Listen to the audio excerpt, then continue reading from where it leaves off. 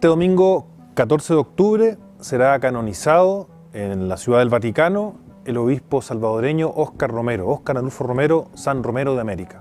Él fue arzobispo de San Salvador entre el año 77 y el año 80 y fue asesinado el 24 de marzo de 1980 mientras celebraba la misa.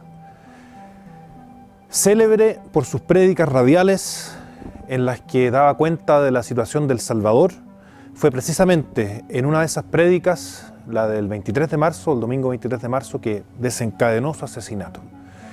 ¿Qué significa en este momento particular de la Iglesia Católica en Chile y en el mundo que el Papa Francisco haya promovido la canonización de Óscar Romero?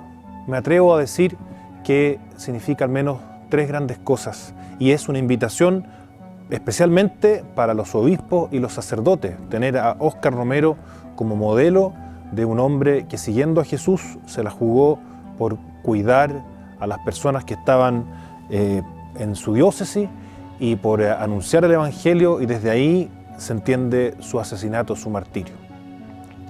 Su canonización es una reivindicación oficial de la Iglesia a él y a tantas otras víctimas promotoras de justicia.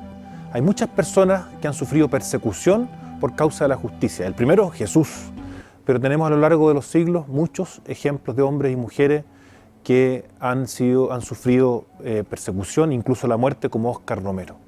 El Papa Francisco en la carta de beatificación del obispo destaca algunos puntos que hablan de Romero como sacerdote. Se refiere a que él era muy cercano a sus comunidades, era un pastor según el corazón de Cristo. Él visitaba a las comunidades, luego les escribía, recibía también cartas y se preocupaba de responderlo y se dejó interpelar por lo que conocía. Era un sacerdote, un obispo muy cercano. Un segundo punto es que él era reconocido como evangelizador y padre de los pobres. Las homilías que él hacía cada domingo tenían tres partes. La primera, una reflexión acerca del evangelio de cada domingo. La segunda era un reflejo de lo que él había visitado durante la semana.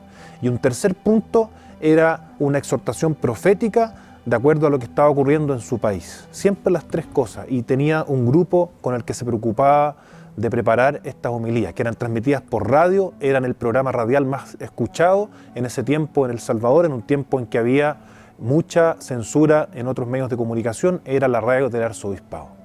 Y entonces fue esa voz la que quisieron callar con su asesinato. Tenemos entonces en él un testigo heroico del reino de Dios, reino de justicia, fraternidad y de paz. A él lo marcó el asesinato del año 77, a pocos meses de haber asumido como arzobispo de El Salvador, el asesinato del padre jesuita Rutilio Grande, un sacerdote que tenía a cargo una parroquia en un sector rural cercano a San Salvador y fue asesinado junto con otras personas.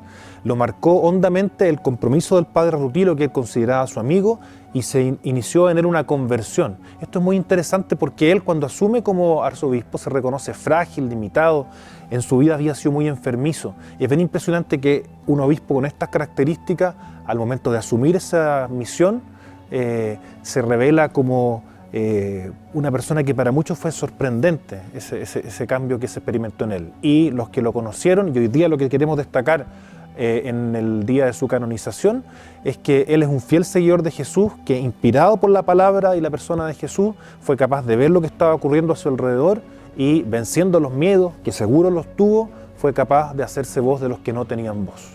Muy importante entonces en estos momentos de crisis de la Iglesia, en nuestro país y también en todo el mundo, tener en los altares a San Romero de América. Desde pocas semanas después de su muerte fue llamado con este nombre, San Romero de América, y en este domingo la Iglesia Católica Universal lo reconoce como un testigo universal justamente del seguimiento de Cristo.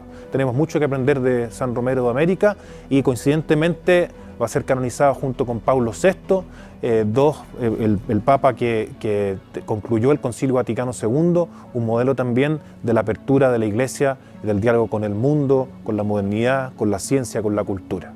Esperemos que San Romero de América, junto con Pablo VI, nos inspiren y nos ayuden a salir de esta crisis en que está sumida la Iglesia Católica.